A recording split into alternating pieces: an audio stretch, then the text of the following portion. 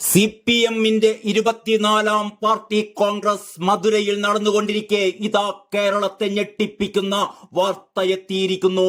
മാസപ്പടിക്കേസിൽ മുഖ്യമന്ത്രി പിണറായി വിജയന്റെ മകൾ വീണ വിജയനെ പ്രതി ചേർത്തിരിക്കുകയാണ് സീരിയസ് ഫ്രോഡ് ഇൻവെസ്റ്റിഗേഷൻ ഓഫീസിന്റെ കുറ്റപത്രത്തിൽ.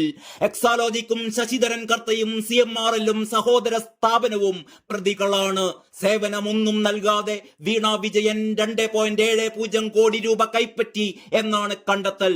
പ്രോസിക്യൂഷൻ നടപടികൾക്ക് കേന്ദ്ര കമ്പനി കാര്യ മന്ത്രാലയത്തിന്റെ അനുമതി ലഭിച്ചു കഴിഞ്ഞു. പ്രതികൾക്കെതിരെ 10 വർഷം വരെ തടവ് ശിക്ഷ ലഭിക്കാവുന്ന വകുപ്പുകളാണ് ചുമത്തിയിട്ടുള്ളത്. മുഖ്യമന്ത്രിയുടെ മകൾ Veena T, CMRL MD Sasidharan Kartha, CMRL CGM finance P Suresh Kumar അടക്കമുള്ളവർക്കെതിരെയാണ് പ്രോസിക്യൂഷൻ അനുമതി. കമ്പനി കാര്യ മന്ത്രാലയമാണ് SFIOക്ക് അനുമതി നൽകിയിരിക്കുന്നത്. CMRL എക്സാലോജിക് ഇടപാടിൽ ക്രമക്കേട് കണ്ടെത്തിയുള്ള SFIOയുടെ അന്വേഷണ റിപ്പോർട്ടിലാണ് പ്രോസിക്യൂഷൻ അനുമതി നൽകിയിരിക്കുന്നത്. SFIOയുടെ ചാർജ് ഷീറ്റിൽ അതിഗുരുതരമായ വകുപ്പുകളാണ് വീണക്കെതിരെ ചുമത്തിയിരിക്കുന്നത്. വീണക്കും എക്സാലോജിക്കിനും 2,70,00,000 രൂപയാണ് അനധികൃതമായി കിട്ടിയിരിക്കുന്നത്. CMRL-ൽ നിന്നും എംപവർ ഇന്ത്യ എന്ന കമ്പനിയിൽ നിന്നുമാണ് ഈ പണം കൈപ്പറ്റിയത്. ശശിധരൻ കർത്തയും ഭാര്യയുമാണ് എംപവർ ഇന്ത്യ കമ്പനിയുടെ ഡയറക്ടർമാർ.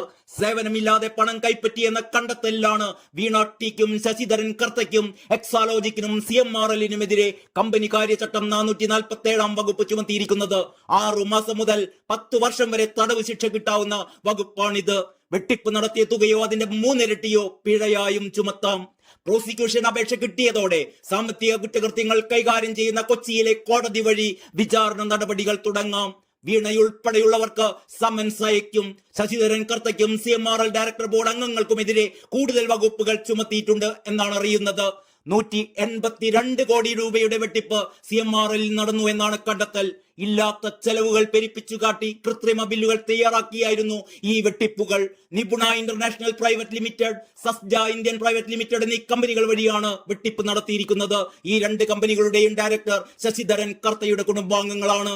2024 ജനുവരിയിൽ തുടങ്ങിയ അന്വേഷണത്തിലാണ് 14 മാസങ്ങൾക്ക് ശേഷം ഏറ്റവും പ്രധാനപ്പെട്ട ഈ നീക്കം.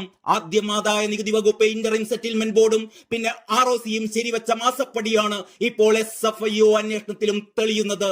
സാമ്പത്തിക ക്രമക്കേട് കേസിൽ മുഖ്യമന്ത്രിയുടെ മകൾ പ്രോസിക്യൂഷൻ നടപടികൾ ഇനി നേരിടേണ്ടി വരും എന്നുള്ളതാണ് അതിനിർണായകമായ കാര്യം. മാസപ്പടി കേസിൽ SFIO വീണ വിജയനെ പ്രതി ചേർത്ത സാഹചര്യത്തിൽ മുഖ്യമന്ത്രി പിണറായി വിജയൻ ഉടൻ രാജിവെക്കണമെന്ന് BJP സംസ്ഥാന അധ്യക്ഷൻ രാജീവ് ചന്ദ്രശേഖർ ആവശ്യപ്പെട്ടിരിക്കുകയാണ്. തികച്ചും ന്യായമായ ആവശ്യം തന്നെയാണ് BJP അധ്യക്ഷന്റേത്. കാരണം വീണ വിജയന് ഒരു സേവനവും നൽകാതെ മാസപ്പടിയായി നൽകിയത് വീണയുടെ അച്ഛൻ, അതായത് PV എന്ന് പറയുന്ന പിണറായി വിജയൻ സംസ്ഥാനത്ത് ഏറ്റവും അധികം സ്വാധീന ശക്തിയുള്ള രാഷ്ട്രീയ നേതാവായതുകൊണ്ട് സ്വാധീനിക്കാൻ വേണ്ടി തന്നെയാണ്.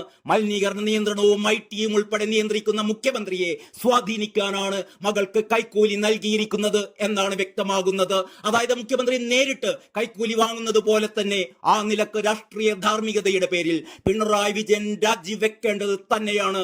പാർട്ടി കോൺഗ്രസ് നടക്കുന്ന പശ്ചാത്തലത്തിൽ പിണറായി രാജിക്ക് സന്നദ്ധമാകുമോ എന്നാണ് ഇനി കണ്ടറിയേണ്ടത്. കാരണം ഇത് പിണറായിയാണ്. ഏത് പ്രതികൂല അവസ്ഥയിലും പ്രത്യേക ആക്ഷൻ കാണിച്ചു പോലും എതിരാളികളെ ഭയപ്പെടുത്താൻ കഴിവുള്ള പിണറായി എന്ന കാരണഭൂതൻ കാത്തിരുന്നു തന്നെ കാണാം. ഏതായാലും പിണറായി വിജയന്റെ രാജി ആവശ്യപ്പെട്ടുകൊണ്ട് BJP എല്ലാ ജില്ലാ കേന്ദ്രങ്ങളിലും കോലം കത്തിച്ച് പ്രതിഷേധം നടത്തുമെന്നാണ് രാജീവ് ചന്ദ്രശേഖർ പറഞ്ഞിട്ടുള്ളത്.